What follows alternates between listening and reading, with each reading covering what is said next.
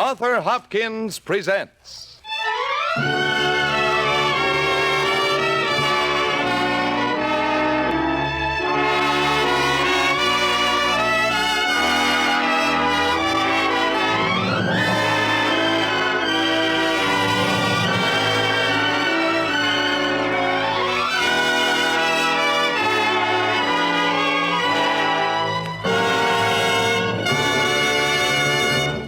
Through the facilities of the National Broadcasting Company and its affiliated independent stations, Arthur Hopkins presents the first performance of Home Came the Steed by Edith Russell, starring Sidney Blackmer in the role of Davy Crockett. Featured in the supporting parts are Frances Fuller as Kate, Edgar Staley as Thimble Rig, Will Hare as Ned, and Barry Hopkins as Colonel Travis. The production is under the direction of Herbert Rice. The script was adapted by Charles Newton. And now, ladies and gentlemen, here is Arthur Hopkins.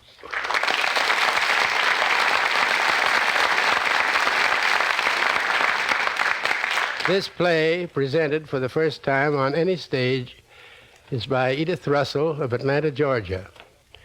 It deals with Davy Crockett and the Alamo. Remember the Alamo is a cry that will long ring in the heart of America. It was more than a cry for vengeance. It was an exulting of the spirit that will not die. Tonight, sons of the Alamo are giving their lives on many fronts, but they do not die. They live on in following generations, carrying high the banner of free men. This is our richest heritage and our greatest wealth, wealth that we would not exchange for promises of permanent security under an autocratic government. Strange and desperate forms of government by tyranny find no place in the American heart or stomach. They have no flavor that can beguile or deceive us. Tyranny is for people who have never been free, for people with little faith in their own strength, for blind people who, when freed from one form of mean servitude, blindly turn to another.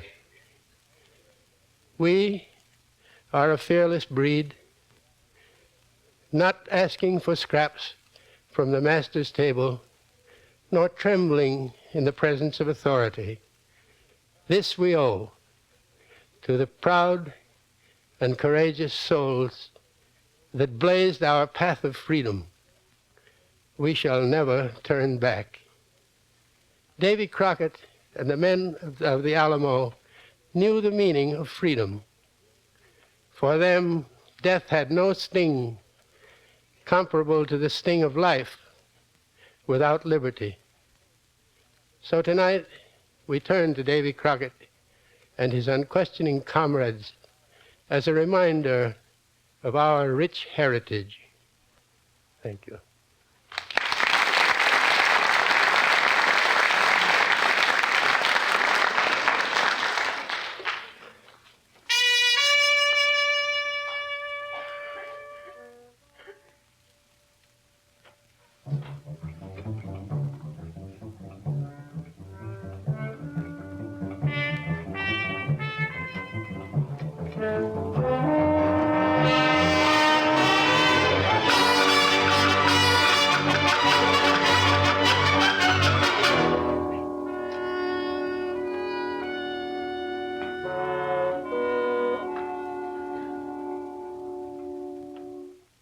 Robbie, take your hand out of that stew pot. Oh, Mother. We just want to help, Mother, to see that you're cooking it right. And you, George, should be down at the smokehouse helping your father. Oh, I've been helping him all day. I'm hungry. Oh, you'll be hungrier still someday if you can't learn to put your meat by. What meat? It's too early in the fall to have much meat. We ain't even been on one bear hunt yet. Oh, yes, we'll have a great plenty of meat this winter. It'll be like the old days before your father ever went away to Congress. Mother, I do believe you're glad Pa got rascaled out of his election. I'm glad. I could be, if only he were. Why ain't he? Don't Pa want to stay home with us? Oh, of course he does, but it hurts to be licked, too.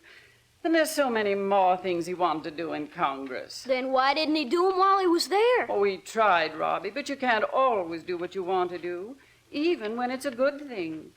Things stronger than you at the time stop you. Like the Jackson men stopping Pa? Then why didn't he just up with his Betsy and take a blizzard at him? Oh, Robbie, you just don't shoot congressmen to get them to vote your way. Then that's what the trouble is. What a congressman you'd make. Not me. I'm gonna be president.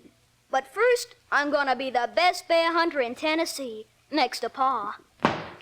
George. It's a rifle shot. Oh, run fetch your pa.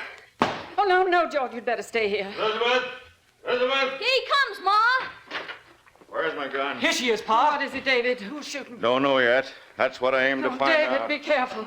Come from over Avenue Virgin's way. I can't. Halt! Show yourself, whoever you are. I've got my gun on you. Hold on there, Davy Crockett. Hold the fire. Avenue Virgin? All right, Abner. Come along forward. Avenue Virgin. You look mighty mean sighting down the barrel of a rifle, Davy. Made me right nervous. What was all the shooting? Oh, nothing serious, Davy. I just shot a surveyor off of my land. Where's the surveyor now? A long ways off, if his horse can hold out running. What do you want? Oh, usual. Wanted to survey my land.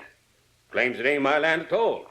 Claims it belongs to some fellow who bought it off a Revolutionary veteran named Jones. And Jones, he had it from the government. Oh, nonsense. What right the government have giving away Tennessee land in the first place? Oh, that was fair enough, but what's happening now ain't. Fair. What was fair about it? If I tried to tell you, you'd probably go to sleep on me the way they did in Congress. Would not. Well, I'll tell you. After the Revolution, the federal government owed a good many of the Continental soldiers, so it paid them off in public lands. That was all right, and it would have been all right all along if only the soldiers had come out here and settled the lands they were given. But mighty few of them did that. That fellow Jones certainly didn't. That land of mine was alone and wild when I came here. Public land and free. I cleared it and built a cabin here. I planted it and raised crops. And now the government says it ain't mine at all. Oh, it just ain't right, David. And it don't make no sense. Why should Jones wait till now, till 50 years after the Revolution, to put in a claim for this here land? Oh, it's not Jones, neighbor. Jones is probably dead and gone. Some speculators bought up that land grant of Jones's and a lot of others like it. Now he's snooping around over the countryside trying to take over everything that other folks has worked to build. Pa, Well, George? Pa, there's a man on horseback coming down the trace. If it's a surveying varmint again, I'm going to have his hide. No, wait a minute, Abner. Go bring him in, George. Yes, Pa, I'll get him. No harm finding out what he has to say. Go right on in. My Pa told me to fetch you. Abner, keep your hands off that rifle. Colonel David Crockett? I'm Colonel Crockett. Come in. Thank you, sir. This is my wife, my sons. I reckon you know Mr. Virgin. Colonel Crockett, I'm James Stevenson, land surveyor for the government. Didn't I tell you to stay off of my land, you snooping skunk? That's exactly where you're wrong. The land you're settled on was granted to William Jones long before you ever even set eyes on it. Nobody ever told me that. I got my papers. Your papers aren't worth a skunk hide. I'm afraid that's true, Abner. And that's what my land bill was about. I tried to get a law passed that would settle disputes like this fair. Colonel Crockett, I turned back on the trail to get your help with this man. Oh, I know the government's behind you and the money of the speculators. I know I might as well sing psalms over a dead horse as talk to a Jackson man. But I tell you this, fair ownership of land is the very backbone of democracy. And when the men who fought for the land and toiled on the land begin to be dispossessed by city speculators who's never so much as driven a plow or broken a furrow, then democracy and freedom stand in danger. Colonel Crockett, your land bill is a dead issue. There's no use in making a speech for it to me. And in my mind, freedom's a dead duck in this country unless every honest and independent man does speak up for what's right. Do you presume to call me dishonest? No, sir, I merely call you a slave, a party slave. You've got a collar around your neck for all to see. And there's a tag on the collar which says, "This is my dog," signed Andrew Jackson. Good evening to you, Colonel Crockett, and family. As for you, Mr. Burgeon, I'll see you again. You'll carry a bullet off in your carcass if I see you first. Davy, I never seen you so patient. Fair kept your temper down. No, I didn't. It's all bubbling and boiling again here inside. That's 'cause you still believe strong in things, Davy. And what you really want is to be back in the Congress, fighting for 'em. No, I'm out of politics forever. There's only one way I could win another election, and that I won't do. I won't bow to the name of Andrew Jackson and follow him in all his notions and windings and turnings. I was willing to go with him in what I thought was right and honest. But further than that, I won't go for him or any man in the whole creation. I'd rather be a coon dog belonging to a poor man in a forest than belong to a party that won't do justice to all. Oh, David, you're so unhappy here. But you've always been, and I think you always will be. Except in a fight, Elizabeth. Davy Crockett's a man that's got to fight. There's one place left where a man can fight for freedom today. Texas. Texas. Revolution against Mexico. Fight for freedom. They're going to fight like those men at Bunker Hill. I stood on that hill once, Abner. There's a monument there to those men who died in that battle. I felt I wanted to call them back and ask them how we could keep the liberty they bought for us with their blood. Why, by believing in it. Never denying it, I reckon. Yeah, that's pretty close to what I answered myself. And on that green, sunny hill that day, I resolved I would believe in freedom and fight for it. Always. Everywhere. Well, there's a lot of land in Texas. Plenty for everybody. Free. David. Pa, I want to know why you didn't lick up that surveying fella. Yeah. I don't think it would have been worth the trouble, Robbie. I bet he didn't know how strong you are. He wouldn't have barked up your tree that-a-way.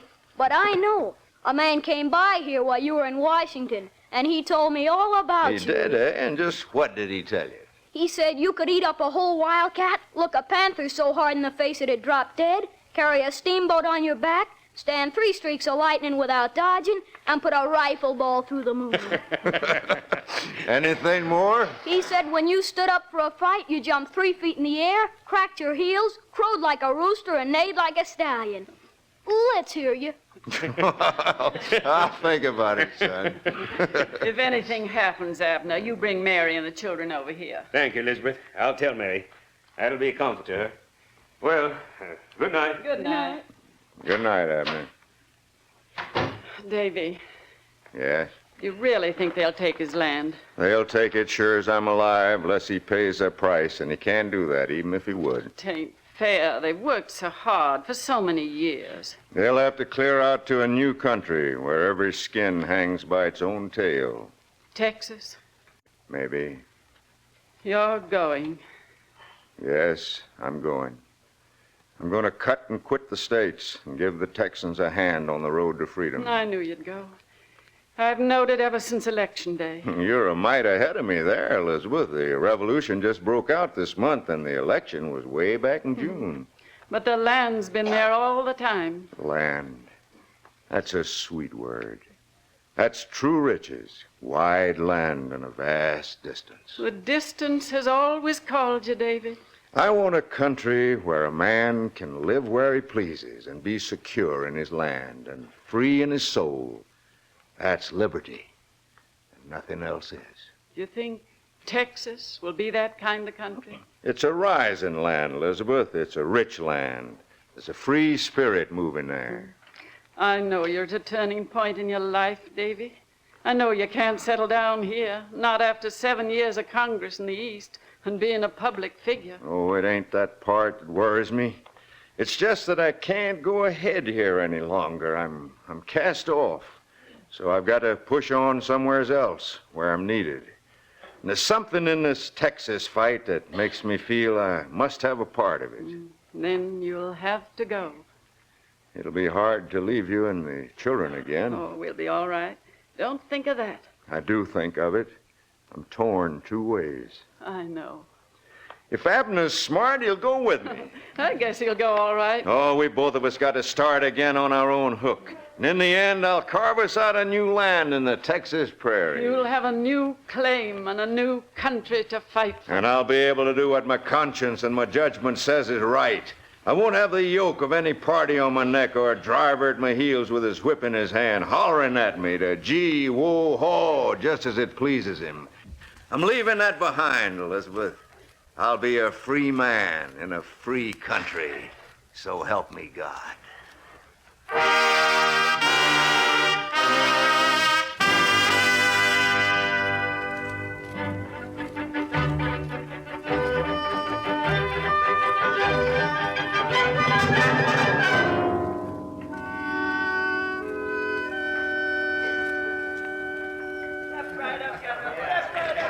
A horn of the best, please, Kate. Right away, John. I'll have another glass myself. Yes, sir. How to do, stranger? How do you do? Planning to stay here in Nacogdoches long? No? Maybe you're a hunter, eh? Oh, you sure don't look one by the fancy clothes on you. Sir, I'm a professional man. Politics is my business. Seems to me you're going to find mighty slim pickings here, then, in a Texas border town. We haven't got much time for politics these days. We're too busy fighting for freedom. Here are your drinks, gentlemen. Thank you, Kate. Yes, Why thank don't you bring him over here, gentlemen? Step right up and try your skill. Skill at what? That's our thimble rig, Mr. Politician. Plays the old thimble game. Almost as hard to follow as politics. Step right up, gentlemen. That's the way. Right over to the table here. You see, now I place the pea under the first thimble. You see, there it is. Now I place it under the second thimble. There it is. Now I set it under the third, and there it is. Just a simple little pastime. Now, mix it up a bit, just a little faster. Now, 50 cents says you can't tell me where the pea is. Who'll be the first to show me up and win my money? I'll take it. The pea is under the last thimble. Oh, sorry, mister. It's under the middle one. But I saw you put it under the last one with my own eyes. Now, beg to differ, stranger. The hand's often quicken the eye. Well, better luck next time. Well, Try I'll your be luck, parson. darned. For shame, Thimblerig. I'm sorting my pamphlets, and there's one here I shall give to you. Something to help me prove a skill, parson. It is called Sin No More, Mr. Thimblerig. Try your skill again, gentlemen. Not me, thimble rig. I can use my money better at the bar. I'll try it again. Good for you, stranger. Now, watch where I put it. Now, carefully. Here it is. Where's your father, Kate? He's inside checking the larder. Have you heard who's on his way here, John? Some bigwig, you mean? Colonel David Crockett. He's bound for San Antonio, Goliad. Going to mix in the rumpus, eh? How'd you get the word, Kate? A man named Abner Burgeon stopped here 3 or 4 days ago. He's a neighbor of the colonel's back in Tennessee, and he told us. He joining up, too? Yes. I don't suppose you've heard news of Ned, too. Ned? Yes. He'll be here again soon. That's so? Just can't keep away, eh? Father sent for him. He sent him word that Colonel Crockett was coming here. Ned doesn't need that as an excuse, not as long as you're here. Morning, John. Morning to you, Jonathan. Kate, you go start the bread now. I'll take over here. All right, Pa. Bye, John. I'll see you later, Kate. Now, that's a fine girl you've got there, Jonathan, and pretty as a speckled pup. Yeah, Kate's a good girl. And Ned's a good fellow, too. Smart, honest. We're just talking about him. Yeah, Ned's a prime favorite of mine. Morning, friends. Caleb, well. Been a long time since you and Ezra happened in here. And all the time we've been building up a bigger thirst. A horn of the best, Jonathan. It's on the house. Howdy, John. Well, now, Caleb, what's the news? Nothing in the particular. Been a month now since General Burleson took the Alamo. No Mexicans troubling us yet. Yeah, maybe so, Caleb. But we heard plenty of rumors about him getting ready to try. I got a bulgar of a force mustering. And the story goes that Santa Anna himself is going to lead it. David Crockett will put a spoke in him. Yep. Here's your drinks. You mean Crockett's going to join up? Well, that's the word we got from a neighbor here last week. We're looking for the colonel to pass through any minute now. We got the venison and the turkey all ready for the banquet. Fat bear cub on the side. We're going to wind up with a dance. Well, partner, we just got here about the right time. Feasting and merriment are bought cheaply, my friend. Parson, I didn't see you sitting over there. It's good to welcome you back again, Ezra and Caleb, after so many days in the wilderness. You're a charitable man, Parson. I am a poor shepherd, and all mankind is my flock. Can I help it if the black sheep outnumber the white? Father, terrible things happen. Huh? What is it, Kate? The fiddler's been at the bottle again, and he's dead to the world. Well, But suppose Colonel Crockett arrives. that's so. No fiddle, no dance. And after we've gone to all this work getting things ready. Hold on a minute. Parson. Yes, Jonathan? Parson, a moment ago you said you were a shepherd of mankind. Now, you know Colonel Crockett's due here shortly. You'd like for me to give him some of my pamphlets? No, not exactly. You see, Parson, Colonel Crockett is very fond of dancing. Oh. And as you've heard us say, we're going to give a dance in his honor to speed him along the road. Every man must live by his own lights. You don't get my drift, Parson. I'm worrying about what Kate just told me, that the fiddler's had too many horns. You're quite right to worry. A degrading vice. I will take him my pamphlet on the evils of drunkenness. But that won't make him able to fiddle this afternoon. Patience, my boy. These things take time. Your reverence shakes an excellent bow. Yes, indeed. I remember once. Jonathan, what are you driving at? A most excellent bow. Jonathan, are you suggesting I fiddle for a dance? No, Parson, most certainly not for a dance. For the freedom of Texas. The freedom of Texas. A patriotic affair. In honor of one who's come to fight for our land. Well, of course, put that way, one could hardly exactly refuse. At least if one could be properly concealed from the dancer. Nothing easier. We'll hide you behind the screen, and not a soul will ever dream that you fiddled for a chicken flutter. Very well, Jonathan. For Texas. Behind the screen. Meanwhile, I shall finish sorting my pamphlet. Oh, Father, you are wonderful. Now I can get back to my work. You think you can do it? A parson fiddle a dance tune? Well, I never heard him fiddle one, but I'll wager he's a master. Why do you think he said yes? Who's this? Welcome, stranger. Come right in. Thank you, landlord. Step up, stranger, and try your skill. Under which thimble will you find the pea? That's all there is to it. Easy as rolling off a log. I never gamble, sir. Principled against it. I think it's a sort of slippery way of getting through the world. Why, them are my sentiments to a top-notch, sir, but this ain't gambling. No, by no means. What do you call it, then? Well, it's a little innocent pastime. Nothing more. Come on, try your luck at guessing. I'm principled against betting money, but I don't mind going in for drinks for the present company. Well, that's I'm dry myself as a congressman's speech. Well, here we go, stranger. Now, just say when. Stop right there, sir. And where do you figure it to be? Under the middle thimble. This middle? Hold on. I'll pick up the thimble myself. Well, plumb lucky at guessing, ain't I?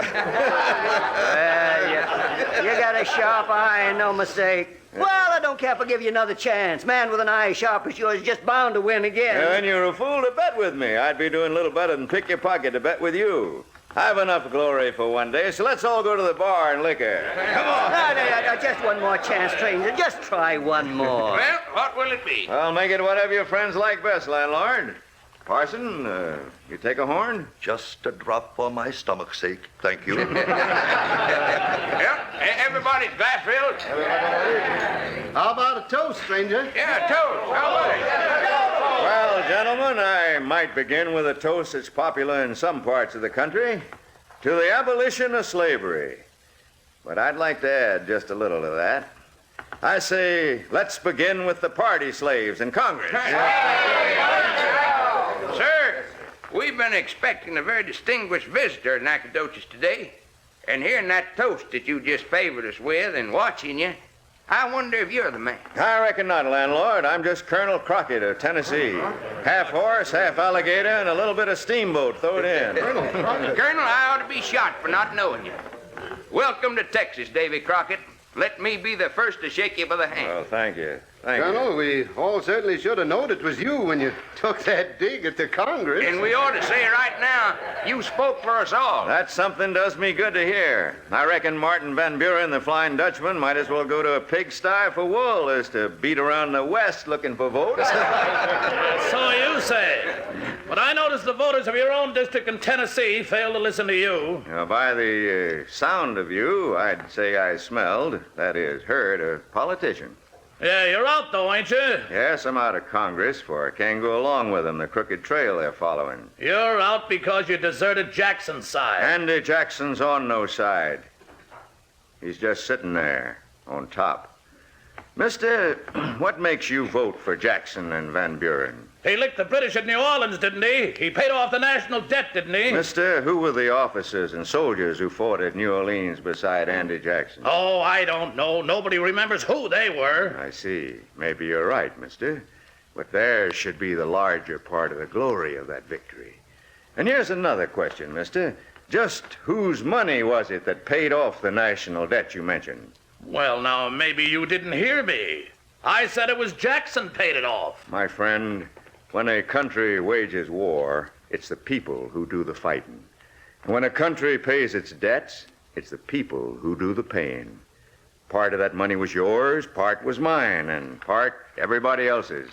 Jackson had no choice but to use that money of ours to pay off the debt.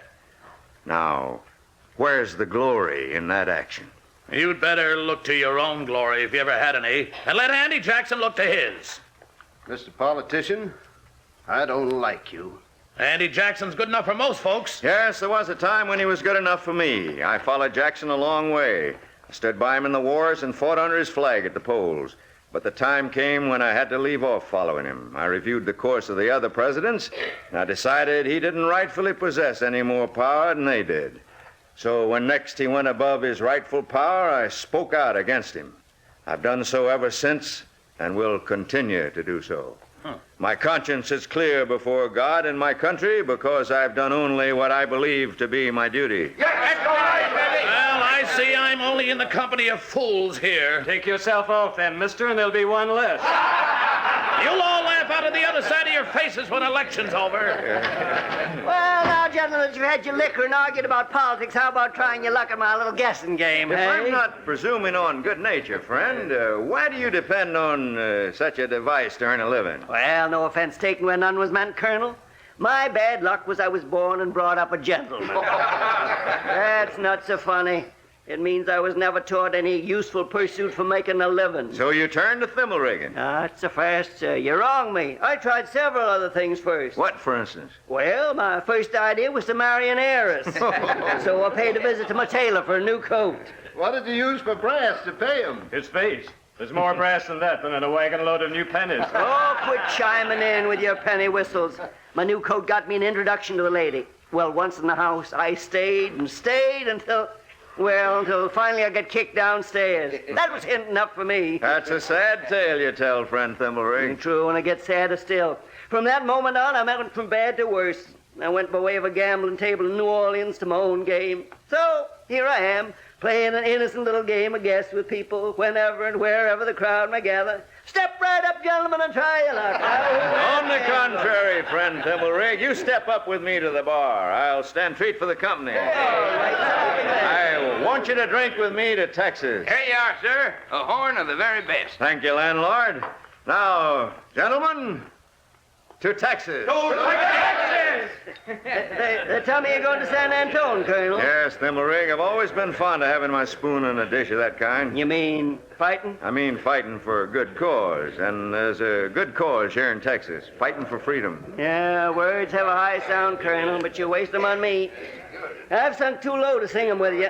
I'd be like a eel in a frying pan trying to live an honest man at this time of day. No, I don't agree. But even if that was so and you couldn't live an honest man, you could still do the next best thing. Yeah? What's that? You could die like a brave one. Colonel Crockett, leave me be. I'm much happier when people aren't putting thoughts in my head. Go with me to San Antone. Cut out with me and fight for freedom. For I tell you, if you help win it for Texas, you'll win it for yourself, too. If I cut out with you, I'd be a man again. I'd have to live honest or die brave. Colonel. Yes, Thimblerig. Will you really take me with you to the Alamo? Good for you! This calls for another horn, landlord.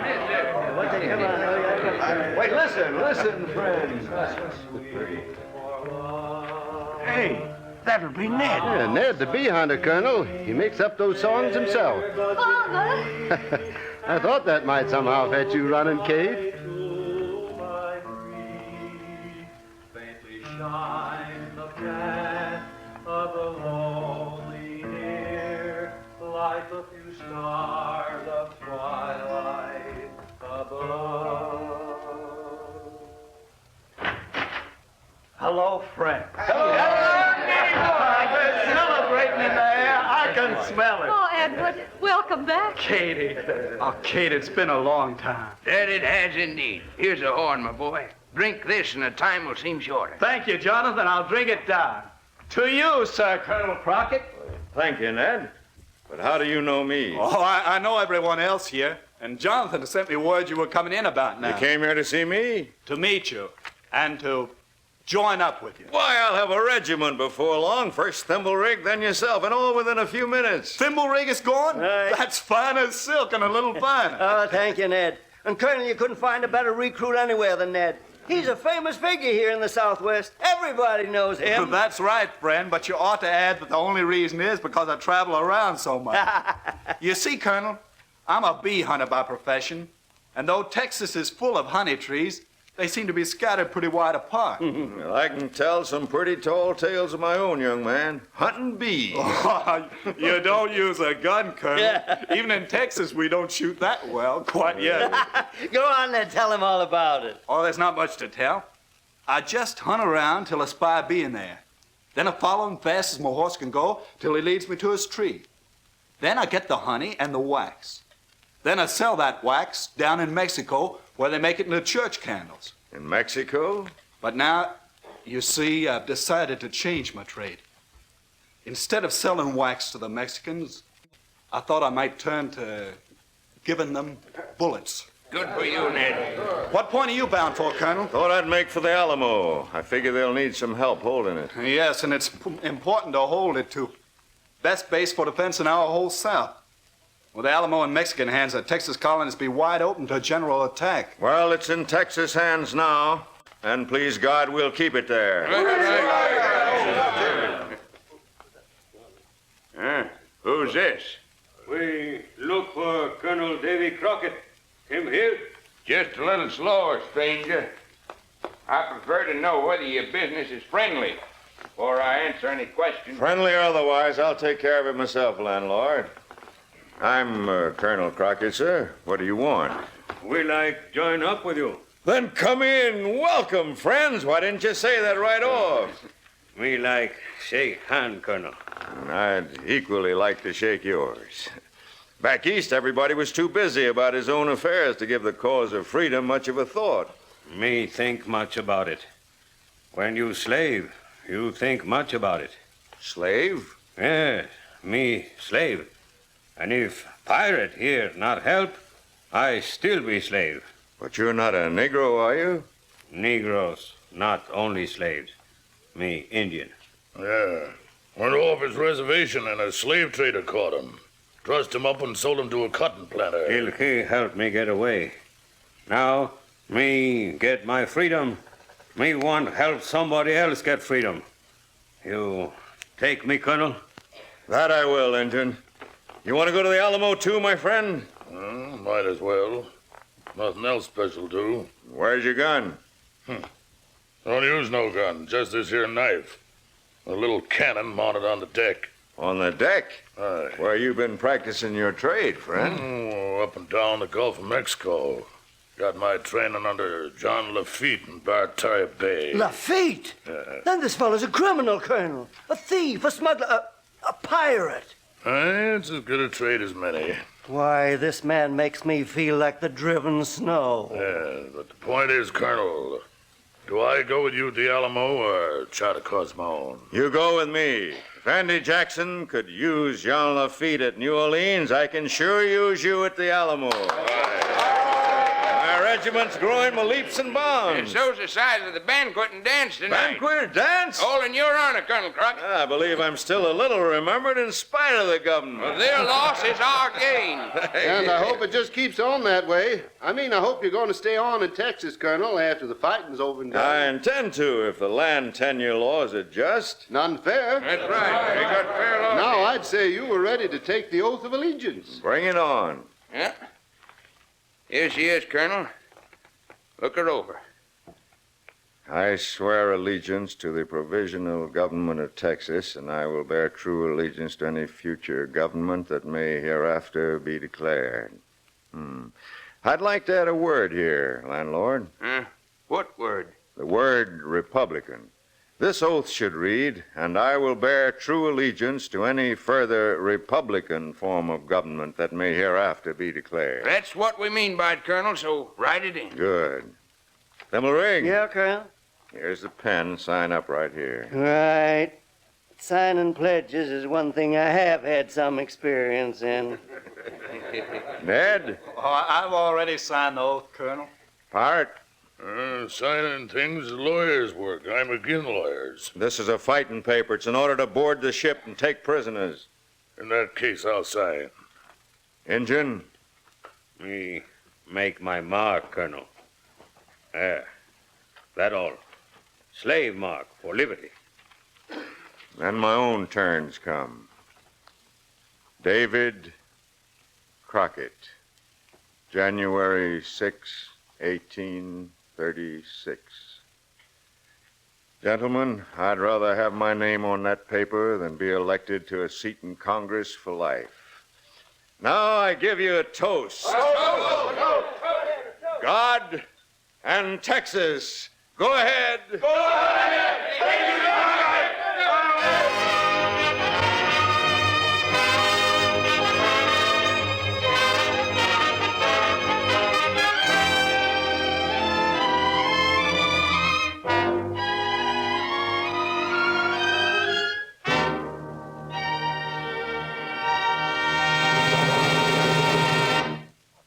We pause briefly for station identification.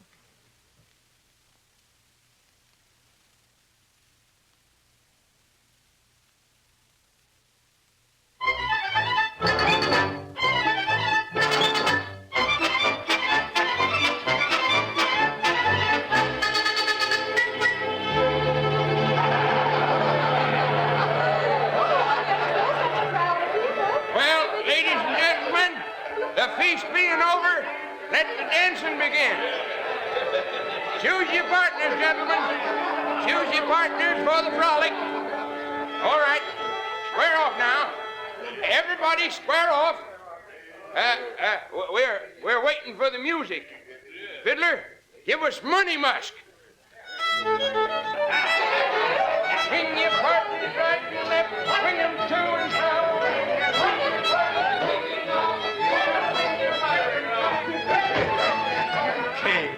Oh, Ned, I thought I'd never get you in my arms again. Such a long time I've been gone. 3 months, a week, and 2 days. Oh, Kate, I wish I were the sort of man to settle down in a tavern or on a plot of ground to plow and plant and stay. I know you have to feel free, Ned, to go and come as you will, to follow the bees. What isn't that? That's just for a living. It's the wind in the prairie grass, and the clouds racing across the sky, and the sun wheeling on to the west. The wind sighs here, Ned, and the clouds fly, and the sun shines. And you're here. That should balance everything. That does balance everything. Yes. So now you're going with Davy Crockett to the Alamo. I'll be taking you with me, Kate. You're so deep in my heart. You'll think of me out there? I think of you so constantly, it's not thinking at all. It's living. I live you. It's curious. I won't know I'm thinking of you at all, and then all of a sudden I'll see you plain as day.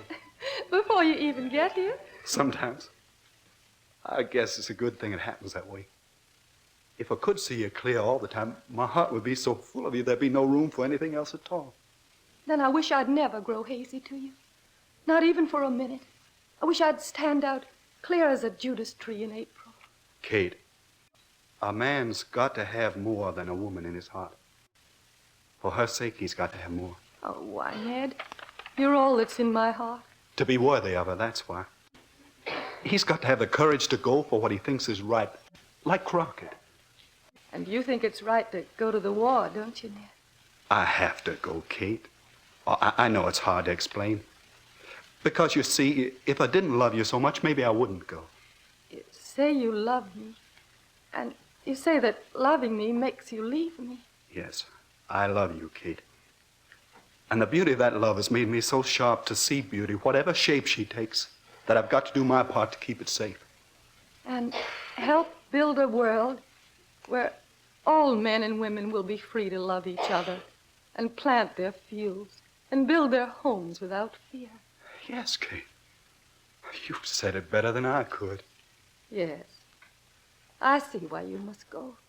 And you'll let me take you with me in my heart? Clear into the gates of the Alamo? Oh, clear into the gates, Ned.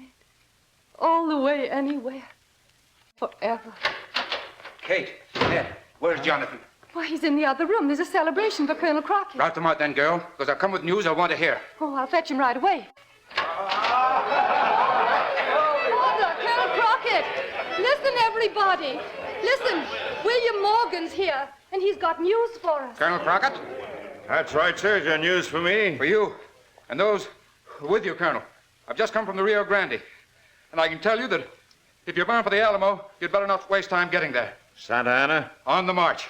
Well, then, come on, my Texas volunteers. Why are we waiting? Caleb, see to the horses. Davies, Ned's, and fetch one for Thimblerig. On my way, Jonathan. Ezra, you get the Colonel's saddlebags. In 2 flicks of a bear's tail. Colonel, I've been thinking. No time for thinking at the moment, Thimblerig. And I think my resolution's weakening a little. Then take a hitch in it. Oh, it's a fine company you're taking with you, Davy Crockett. A bee-hunting poet, a gambler, a pirate, and a slave. I reckon Freedom can use whatever material she can get her hands on. Come on.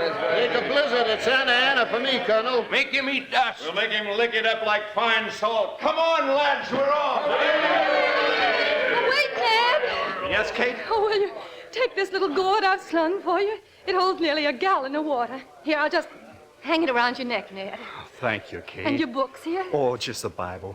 You keep the poets for me. And please, Ned, do take this little sack. This?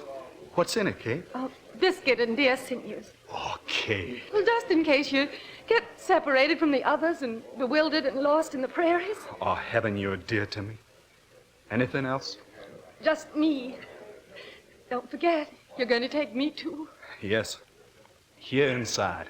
For always. Ned! Where's Ned? Goodbye, Kate. Goodbye. Here I am, Davy, ready and coming. A song, Ned. Give us a song before you go. I'll give you the starter one, friends. This one.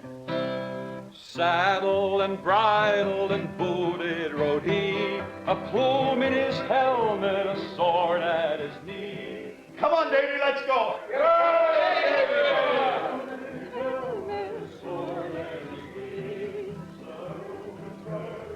Home came the saddle, all bloody to see, and home came the steed. But home never came he. Ned. Ned! Ned! Oh. Oh, Ned.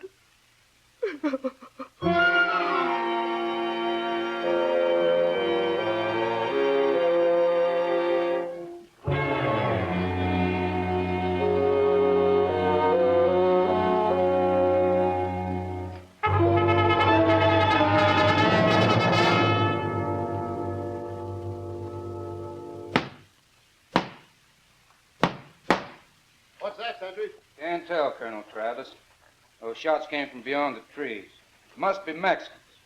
I don't know who they could be shooting at. We've called in our patrols for the day. Maybe it's Davy Crockett, Colonel. About time for him to show up. They don't shoot him down on the way, Abner. Oh, they won't. Fact is, I'm more worried about this fever of yours, Colonel Bowie. I am about Davy Crockett. How are you feeling? As long as I keep on lying down here, it's all right. I'll have to do better than that when Santa Ana comes. You just wait till the Colonel gets here. He'll cheer you up. You never saw a fellow so full of life and good spirits. Yes, we all need him here.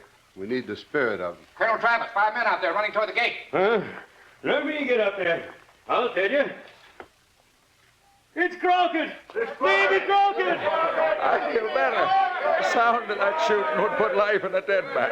He'll be a garrison in himself. Davy!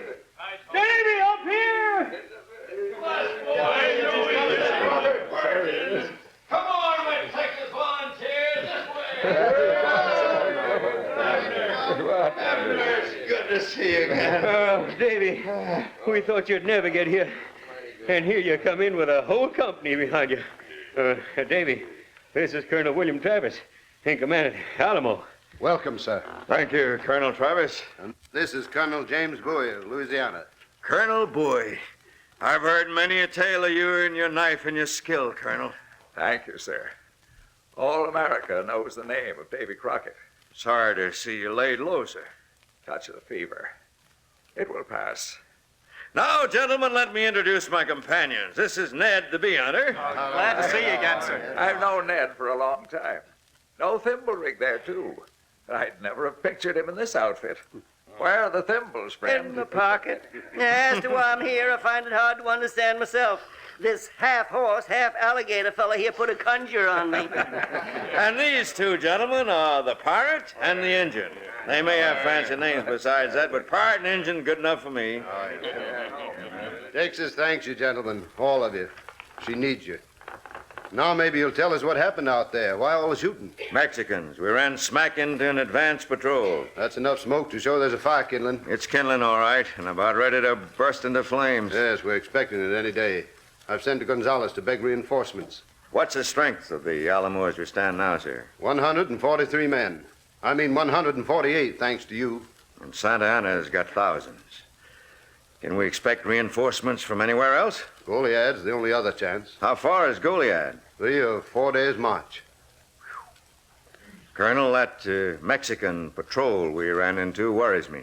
The main body of troops can't be too far behind. Then we'd better send another messenger to Goliad right away. I'll call for volunteers. I'll go. No, Crockett. We'll need you here. Send me. Same goes for you, Ned. Why not me? Forrest, Prairie, all same to Indian. Perhaps you would be the best. No, sir, no.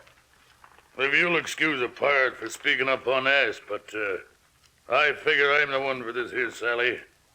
I'll chart for the stars, Colonel. I'll get your message there. I accept your offer, and thank you. Aye. Ask Colonel Fanning to send reinforcements to the Alamo if it lies within his power. Aye, sir. Now, gentlemen, would you like to get a better view of the fort's interior plan? Step up here with me. You'll be able to see very well from the tower. Pirate. Injun? Me, come with you. Oh, no, lad, no. You stay here. One fella can get through easier than two. We together ever since you helped me escape. No. You've been a good comrade, Injun. Here, my friend. Here, take this. Huh? What the? It's a lucky piece. Some sort of old piece of money. A louis d'or, I think the fellow called it. I want you to keep it. Me, thank you. And here, take care of my sack for me, too. But you... No, don't argue, Injun. Don't argue. You just keep it for me till I get back. Now then, give me my new gun I had from Davy Crockett. I know it ain't quite a cannon, Pard, but that rifle can be mighty useful. Aye, sir. I reckon it can. And here's a little map I made for you, Pirate. Oh, no. Thank you kindly, Ned. Thank you. Well, now I got me a chart and a gun. I might as well be setting sail. Goodbye, friends. Goodbye, Pard. Good luck on your voyage. And God keep you, friend. Oh, don't worry. I'll get there. Come along, Injun. Come with me as far as the gate, likewise. He may get there, all right. Parker. Yes, sir. Muster the garrison out here. I want to talk to them. Yes, sir. Right away. What are you aiming to do, Colonel? Tell every man of this garrison what's pretty much bound to happen. Don't you figure they know already? I want to make certain. Colonel, you sound as though you figured we none of us had a chance. Maybe you're right, friend Thimblerig. Colonel Travis. Yes? The garrison is muster, sir. Right. Men of the Alamo. Men of the Alamo, I must speak earnestly to you.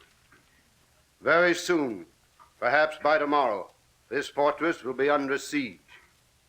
The forces mustered against us will be great, 10 to 1 at the very least. The enemy have cannon, and they're led by Santa Anna. You all know what that means. If the Alamo is taken, not a man of us will be left alive. There seems little likelihood of succor. I have dispatched couriers to Gonzales and Goliad, asking reinforcements.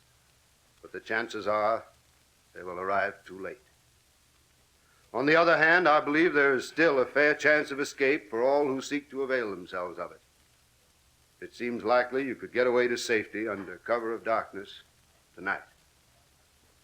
Such a flight cannot be considered any reflection on your honor or courage. Whoever wishes to leave will carry my Godspeed. The decision is for each man. What are you going to do, Colonel? As for myself, my decision is made. I shall quit this place only as victor or corpse. Who stays? Count me in, Colonel! Next time!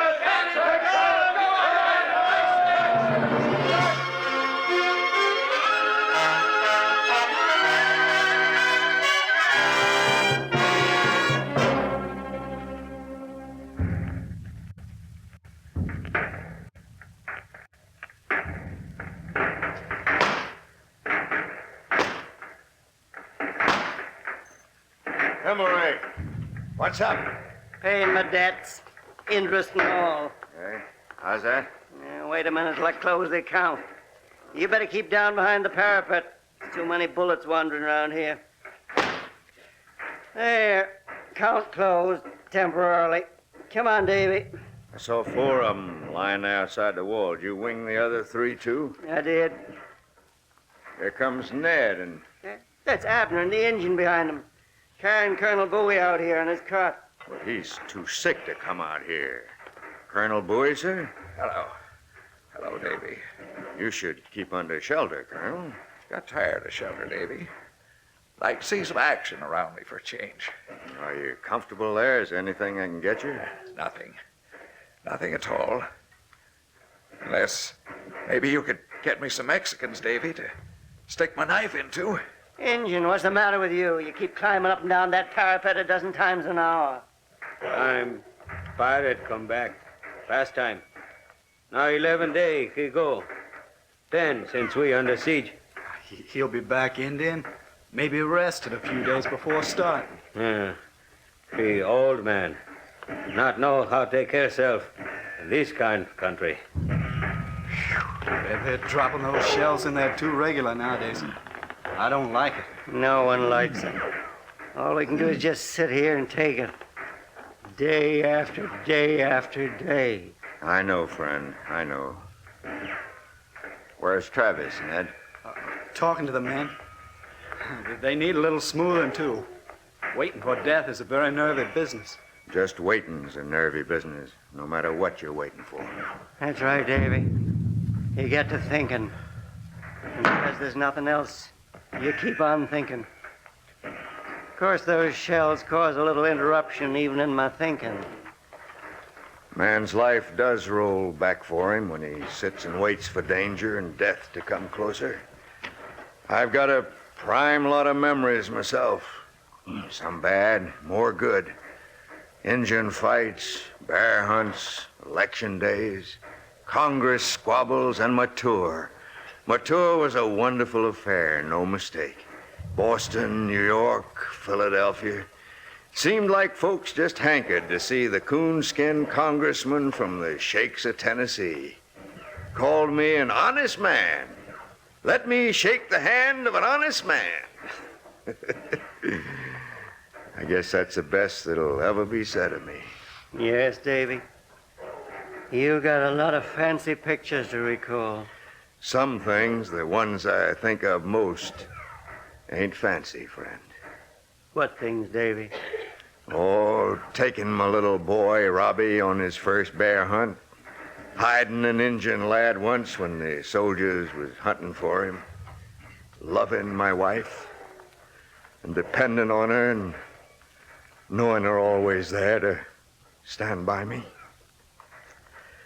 I reckon no poor beggar in all this world was ever cursed with such hard love as mine. 'Cause I never could quite tell her how it felt. If all the hills about me had been pure chink, and they all had belonged to me, I would have given them away if I could ever just once have talked to Elizabeth the way I wanted to. Me, a congressman and a public speaker, And for her, I never had the words.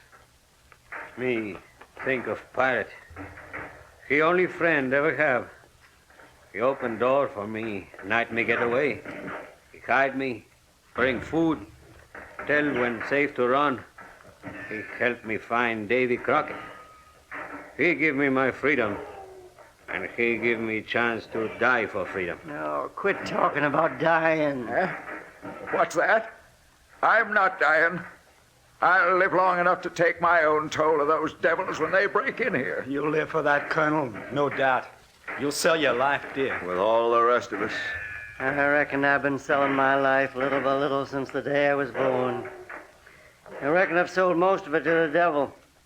There's nothing out of all my life I want to remember. Then don't think of the past. Think of the present and the future. Future? What future? The future of Texas.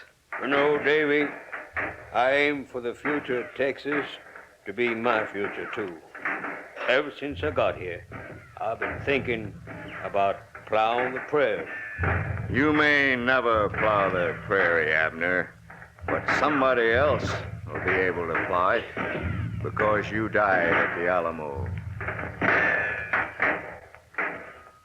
I'm thinking, too. You're young, Ned. You're decent. I'm happy. Why wouldn't I be? If I fall to the Mexican's fire, behind my eyes as they close, I'll see the most beautiful picture in all the world. I'll see the prairie lying green in the sun. I'll see white clouds in a blue sky. And I'll see my Kate standing clear in the golden light, every lovely line of it. And I'll know she's mine. Do you hear? Have you noticed it? Noticed what? The cannon fire. It stopped. It stopped altogether about a minute ago. You think that means... Of course it does. They're about to launch the attack. What chance have we got of holding out? So few of us left. Very little, friend, if we've got any at all. If they're going to get the Alamo anyway, what's the use of our dying? None, maybe. But I believe there is. If we die now, even in defeat, our very death will make others fight on against all odds. They'll remember us. They'll remember the Alamo. And on our defeat, they'll build a victory for freedom.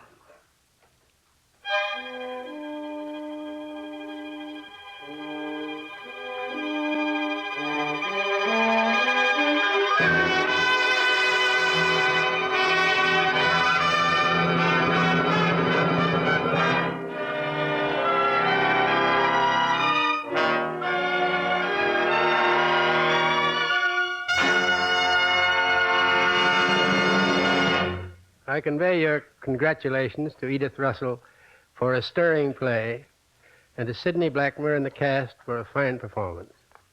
Next week, we bring you Dennis King in Berkeley Square. Thank you and good night. Thank you, Mr. Hopkins.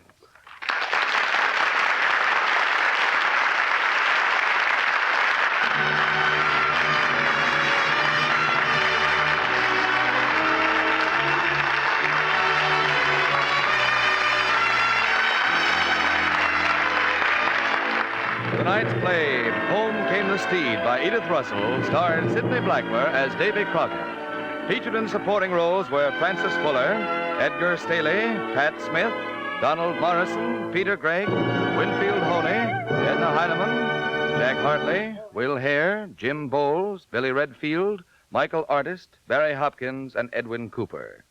The production was under the direction of Herbert Rice. The script was adapted by Charles Newton, and music was composed and conducted by Morris Momorsky.